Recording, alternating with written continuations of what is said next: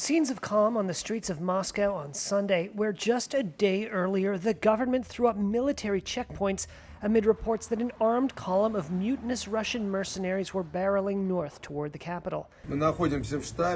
A tumultuous 2 days saw Yevgeny Prigozhin, the leader of the Wagner private militia, seize the southern Russian city of Rostov-on-Don and challenge the authority of President Vladimir Putin. But a short while later, a deal was brokered that saw the mercenaries stand down, with Prigozhin to leave Russia for neighboring Belarus. The unrest whipsawed Moscow residents. A man who gave his name as Andrei told Reuters, quote, "It was really uneasy yesterday. But look, it's Sunday, people are walking in the streets. It's all good. Let's hope it's all going to be peaceful in the city, in the country, and in the world too. Let's hope it will all be peacefully resolved."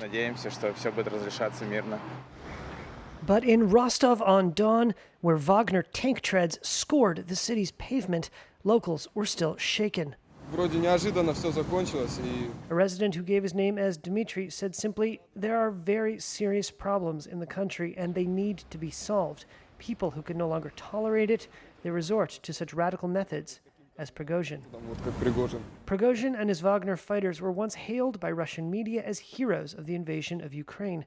But Prigozhin has been fiercely criticizing Russia's military leadership for months. On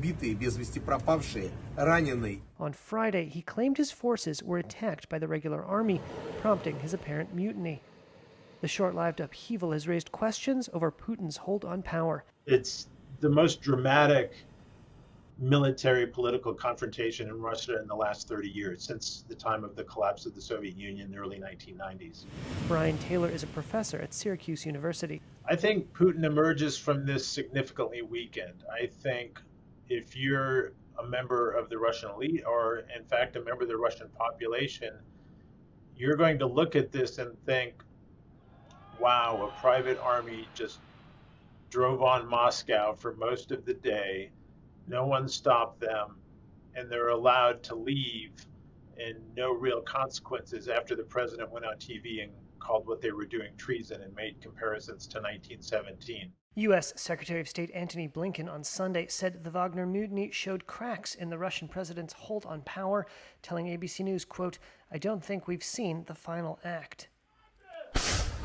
And there's also the question about how this might impact Russian operations in Ukraine, just as Kiev is in the midst of a counteroffensive. The Ukrainian military on Sunday released footage of what it said were its forces storming Russian trenches near the city of Bakhmut. A brigade commander claimed on Telegram the video showed a Russian bridgehead on a riverbank had been completely cleared. Russia's defense ministry said it had repelled attacks, including 10 in the Bakhmut area.